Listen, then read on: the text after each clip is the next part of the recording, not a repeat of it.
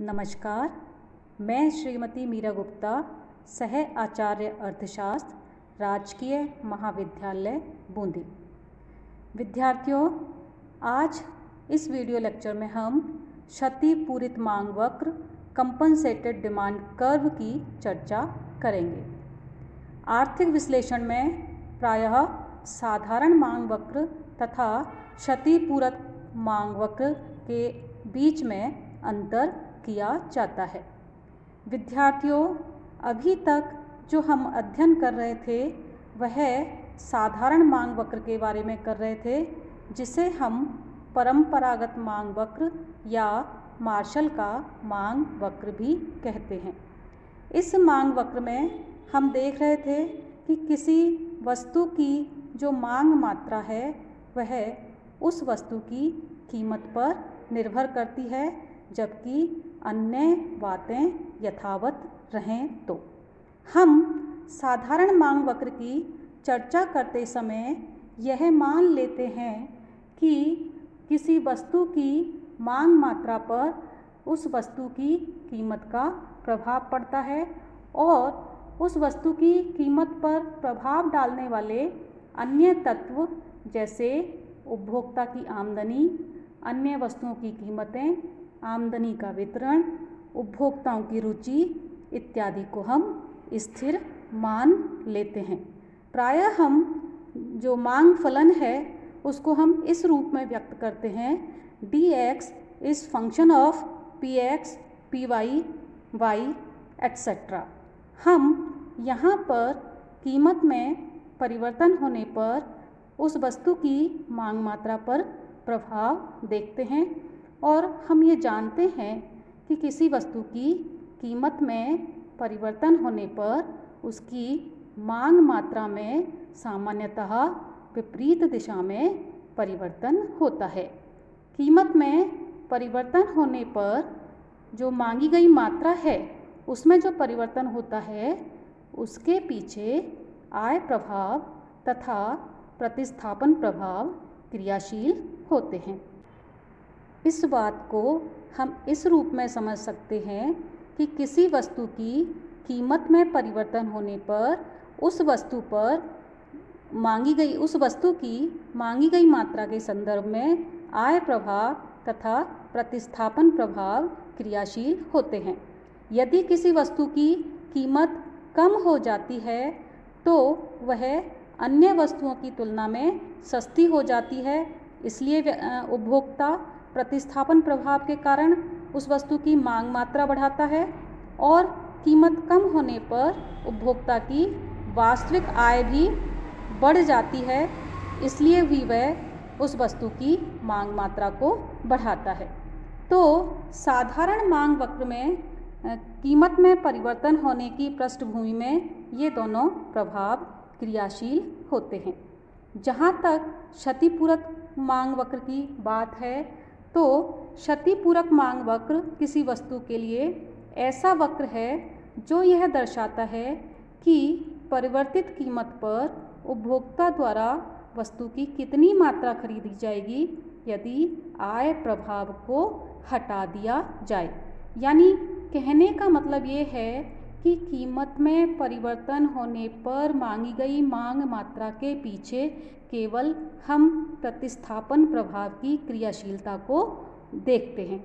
अर्थात कीमत में यदि कमी होती है तो उपभोक्ता की वास्तविक आय बढ़ जाती है, तो उस बढ़ी हुई वास्तविक आय को उससे वापस ले लिया जाता है, और यदि कीमत बढ़ जाती है तो उसकी वास्तविक आय कम हो जाती है और इसलिए उसे कुछ आय क्षतिपूर्ति के रूप में प्रदान की जाती है। तो कहने का मतलब ये है कि क्षतिपूरक मांग वक्र केवल प्रतिस्थापन प्रभाव को मांग मात्रा पर दर्शाता है। तो विद्यार्थियों, जब हमने तटस्थता वक्र विश्लेषण के अंतर्गत कीमत प्रभाव, आय प्रभाव और प्रतिस्थापन प्रभाव की चर्चा की थी, तो उस समय भी हमने ये देखा था कि कीमत प्रभाव को आय प्रभाव तथा प्रतिस्थापन प्रभाव में बांटने के लिए हमने हिक्स तथा स्लट्स की दोनों की विधियों को देखा था, इसलिए क्षतिपूरक मांग वक्र भी हम हिक्स का क्षतिपूरक मांग वक्र बना सकते हैं और स्लट्स की विधि से भी हम क्षतिपूरक मांग वक्र बना सकते हैं।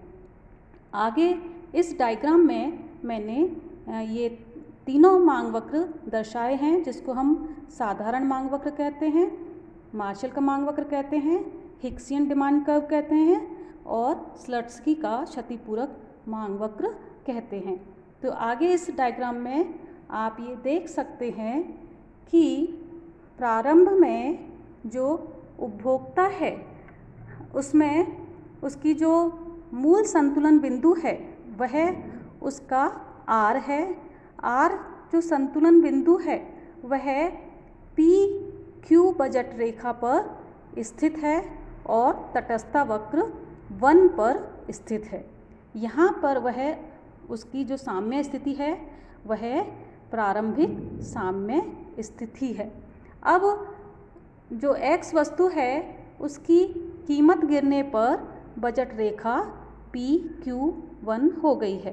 तो विद्यार्थियों, आप इसमें देख रहे हैं डायग्राम में OX अक्ष पर X वस्तु ली गई है और OY अक्ष पर Y वस्तु ली गई है। अब जब कीमत कम हो जाती है तो उपभोक्ता की जो नई बजट रेखा PQ से बदलकर PQ1 हो गई है। तो इस PQ1 पर उपभोक्ता इस T पॉइंट पर संतुलन पे है। T पॉइंट पर संतुलन में होने पर उपभोक्ता की जो गति है, जो मूवमेंट है, वह R से T पर पहुंच गया है।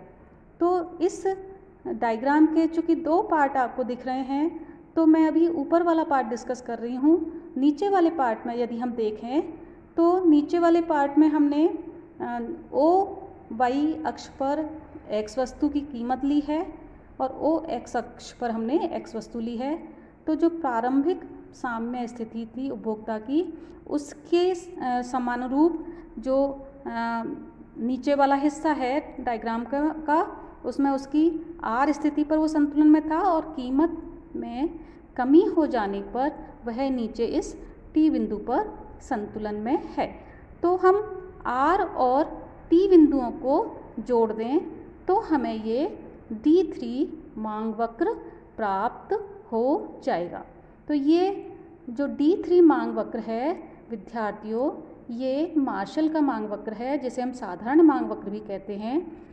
और यहाँ पर केवल हमने जो उपभोक्ता है उसके लिए वस्तु की कीमत में परिवर्तन का प्रभाव हमने देखा है और हमने यहाँ पर आय प्रभाव, प्रतिस्थापन प्रभाव को अलग अलग करके भी नहीं देखा है। और इस कीमत परिवर्तन के पीछे ये 2 प्रभाव क्रियाशील हैं कीमत परिवर्तन की पृष्ठभूमि में। तो ये R से T तक जो गति है वह मार्शलन जो डिमांड कर्व है उसके अकॉर्डिंग है।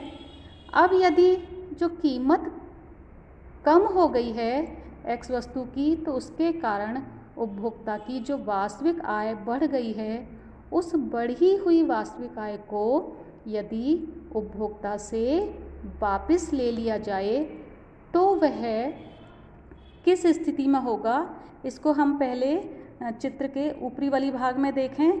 तो हमने हिक्स के मेथड के अकॉर्डिंग उपभोक्ता से उतनी वास्तविक आय वापस ली जाती है कि वह अपने मूल तटस्थता वक्र पर स्थित रहे। अब मूल तटस्थता वक्र पर स्थित रहने के लिए हमने उससे PM आय Y वस्तु के रूप में उससे वापस ले ली है और वह अब इस H पॉइंट पर संतुलन में आ गया है। यानी वह R से H बिंदु पर संतुलन में आ गया है। अब इस H बिंदु के करस्पॉन्डिंग नीचे वाले हिस्से में हमारा H बिंदु यह दिखाई दे रहा है और H बिंदु और R और H बिंदु को जोड़ने पर हमारा D1 मांग वक्र बन गया है। तो ये जो D1 मांग वक्र है वह हिक्स के मेथड के अनुसार क्षतिपूरक मांग वक्र कहलाएगा।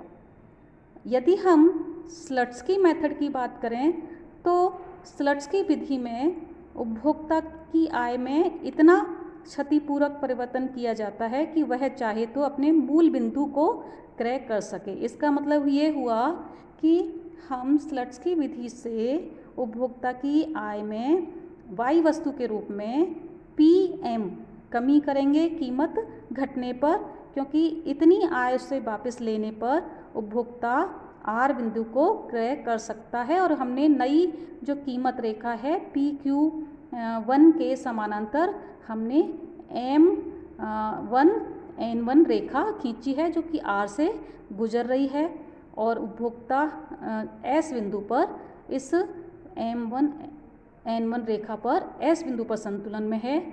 और नीचे वाले हिस्से में जो S बिंदु है वह आपको यहाँ दिखाई दे रहा है। तो R और S, नीचे वाले हिस्से में R और S को जोड़ने पर हमारा D2 मांग वक्र बन गया है।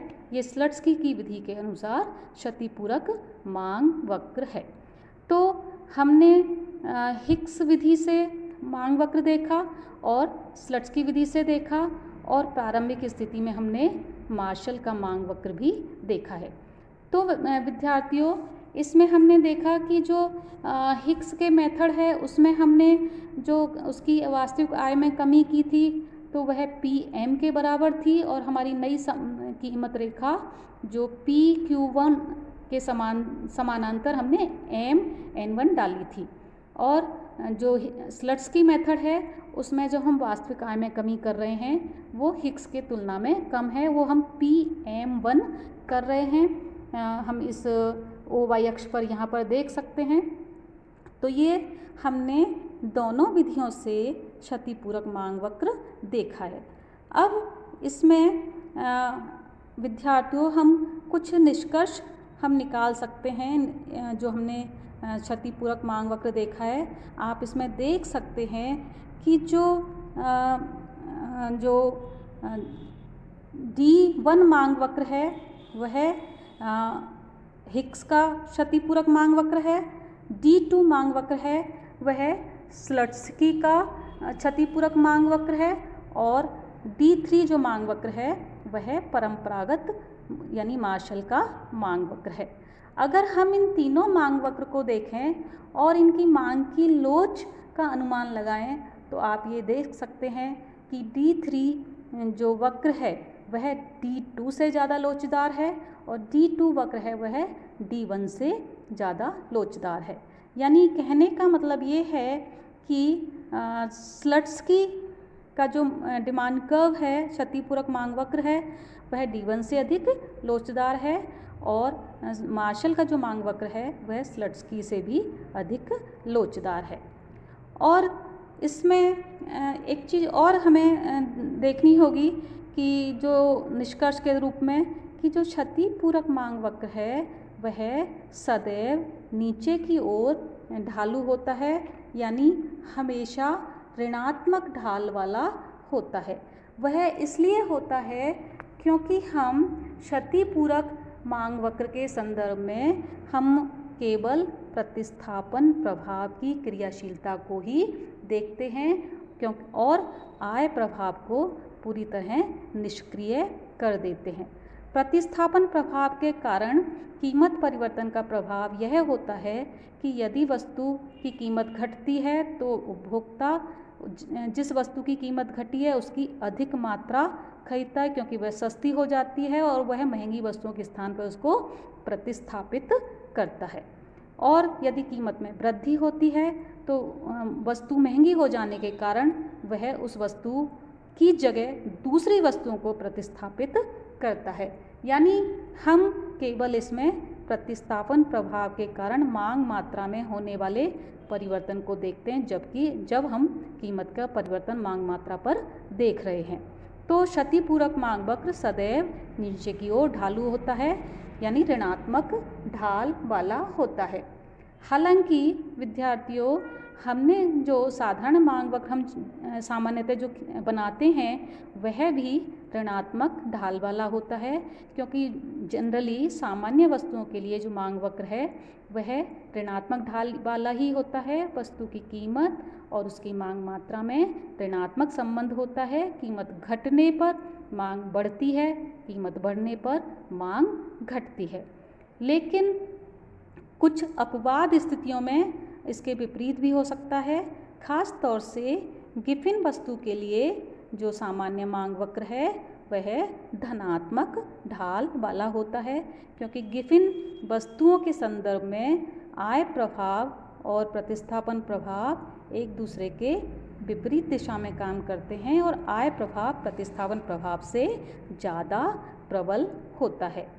तो साधारण मांग वक्र गिफिन वस्तुओं के संदर्भ में धनात्मक ढाल वाला होता है, लेकिन क्षतिपूरक मांग वक्र सदैव ही ऋणात्मक ढाल वाले होते हैं, क्योंकि वह आय प्रभाव से प्रभावित नहीं होते हैं। तो इसलिए विद्यार्थियों, ये जो क्षतिपूरक मांग वक्र का जो विचारधारा है वह आपके समझ में आ गई होगी। हमने हिक्स की विधि से और स्लट्स की विधि से, दोनों विधियों से हमने क्षतिपूरक मांग वक्र का विश्लेषण किया है। क्षतिपूरक मांग वक्र का उच्च स्तरीय पाठ्यक्रम में बहुत महत्वपूर्ण उसका विषय होता है। और इसका जो अध्ययन है वह गणितीय विधियों से भी इसकी व्युत्पत्ति हम करते हैं। आपके लिए इतना ही काफ़ी है। उम्मीद है आपको समझ में आ गया होगा। धन्यवाद।